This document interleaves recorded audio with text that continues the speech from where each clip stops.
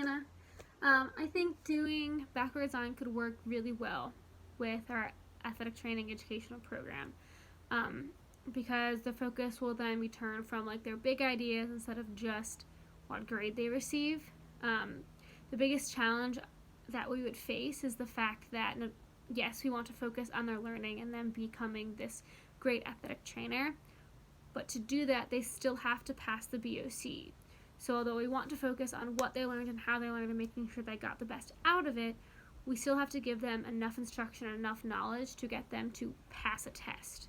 So that's kind of the biggest challenge I think athletic training will face, is especially with athletic programs, like we are defined by how our students do on the BOC, and they could be learning all these wonderful skills and knowing all this information to be a very valid, informed athletic trainer, but unless they can pass that test, they can't practice.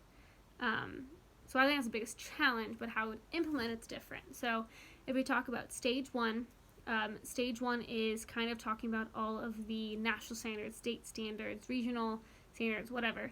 I think we'll start by implementing the CATIE standards, whatever they say we have to teach, so we can stay accredited and everything, and then go on to talking about our Ohio licensure rules and laws that may be different. Also talking about those 5 domains that we have to pass. So a lot of those CATIE standard stuff is to pass those different things, but that could be stage 1, understanding and dictating which things are most important to teach their students. They're not getting a ton of information, but just like the most important to be able to A, pass the boards, and B, work as competent athletic trainers. I also want to engage them and get them to do authentic work. So that would be, I think, bringing them more into clinicals earlier on. Freshmen don't really get that opportunity, but maybe if they're able to, show right away that what they can do, how they can be effective in clinicals and not just sit there and make an ice bag, that might get them more engaged and involved within athletic training before they get super in-depth into the program. And also, even just when we're working with our students, get them to do real-world problems. I know as a freshman, all I did really was anatomy, but if I got said, hey, here's an ankle sprain, and obviously not in practice, but in clinicals, but in a classroom, what would you do? And talk them through that instead of just talking about dry anatomy and everything, and then you can go dive down and deeper and say, this is why we do this. This is the anatomy of an ankle, and talk about those muscles and get them actually caring about that topic instead of just, okay, so this is your ATF ligament. This is what's injured. This is the standard injury.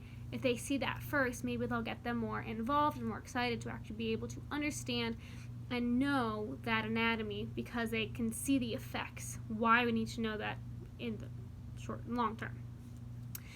Stage 2 is going to be more about facets of understanding and what evidence we can see of the understanding. So I think we could do this a lot by case-based learning. So this will allow them to take that previous knowledge and those skills and actually kind of try to apply it into it. And especially what the students care about. So, if we have them talk about something that, sophomores or juniors would care about, so maybe sports, or I don't know, if there's a football game on, we can bring that in, different injuries that they may see, and they can figure out how to deal with them that way. That way they can work through that problem instead of just getting information into the next concept. Again, they still haven't gotten to that big learning. And lastly, we have stage 3, which is more that deep knowledge. So we've kind of gotten the general picture with stage 1, gone deeper of what's really important, and kind of done some quizzes or knowledge checks throughout the way, especially if the information really want them to remember, so not just the useless, pointless facts that they won't see again, but the really important information, and then go even more deeper with that in stage 3, where we get all of that coherent learning that they can actually apply it. This is all information based, so if we're talking about spine boarding, we want to get every single little detail of how to do spine boarding, because that is really important. instead of just a general concept that we might talk about maybe in stage 2. Also, I think this is good when we do have to talk about those 5 domains, because if we're doing that backwards design, stage 3 is bringing together those really important concepts, and still with athletic training have to think about that pass rate, getting them to pass the BOC. So you talk about professional development and ortho and first aid care and everything within that. Also, I think it's really cool to have like a blended design. So instead of just straight on instruction, we can do some interaction. I think we see this a lot with our labs too, but bring in that more instead of teaching the labs, do kind of what we're doing right now in practicum, how it's all teaching and learning, and it's not, I'm going to talk for 10 minutes and then we're going to teach like I do in AMP2. So I think that would be kind of cool to bring out throughout the entirety of our athletic training program, not just maybe in practicums. Because I do think they're learning a lot in that class, but it's instruction through doing. It's instruction through, making mistakes, and then, okay, this is how you do it, so they remember it. So I think blended or backward design work really well in our program as long as it's continued throughout and done well. I think it'll be hard to get students to kind of stay and want to learn more. I don't know. That sounded weird, but like,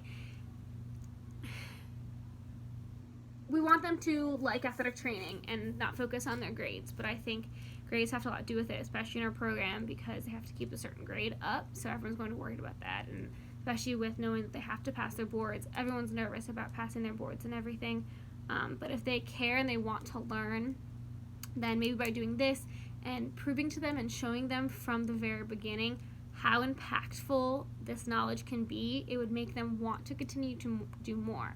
If they know that knowing what ligament creates a lateral ankle sprain, why that's important to know from day 1, maybe that'll help them focus more on anatomy and continuing on throughout their education. I know I'm over time, so I'm sorry about that, but